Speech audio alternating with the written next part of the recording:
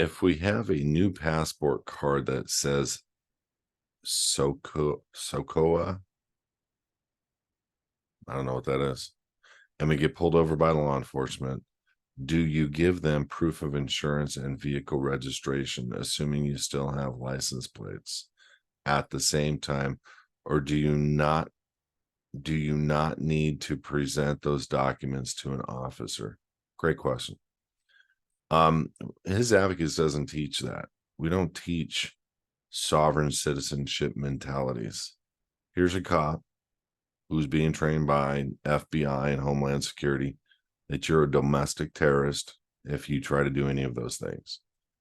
There are ways to hold a driver's license. There are ways to have insurance. There are ways to have registration where you are not contracted with the federal government, period. And we've proven that over and over. I would rather see you free and not fighting these little battles. This is where we fail for a lack of knowledge, is we are fighting little battles and spending hours and hours in document preparation so we can have these tiny little wins over a speeding ticket. I don't do that. Here you go. I know what I've done on my docs. I know where I'm at. I know how free I am. But here you go, officer. License, registration, proof of insurance. They write me a ticket, which, by the way, I haven't had a ticket in 30 years. They write me a ticket. I call 1-800-tickets. I've had one ticket in 30 years. I don't even remember when it was. Probably 20 years ago. And I call 1-800-tickets, get the attorney $99, $199, whatever it is, to go to court and beat the ticket. It's that simple. The bottom line for me is I don't have time to waste. And if you're going to be traveling in a car with plates or a car where you do not have the MSO, please listen to me. Manufactured Statement of Origin, MSO. It's the actual title of the vehicle that you own. The vehicle, it came straight from the manufacturer to you. It didn't go from the manufacturer to the state, and the state issued a certificate of title, and the state issued a license plate and registration tags.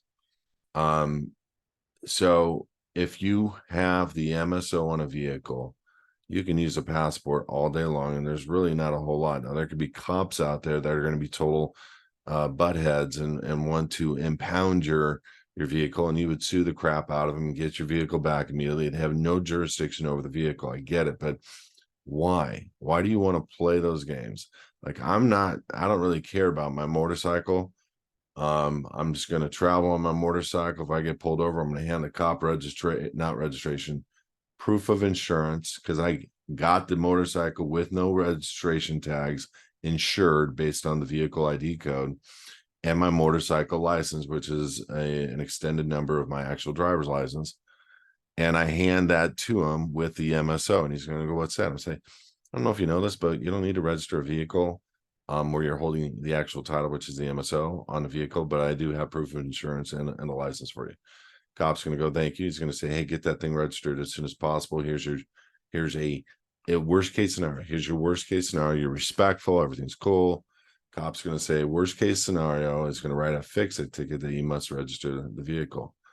And I'm going to basically pound through and win that with one letter with the court, pay the ticket and the bail amount, whatever it is, and one letter with a dismiss, and it will get dismissed, because nobody can force you to hand over your property. It's called theft.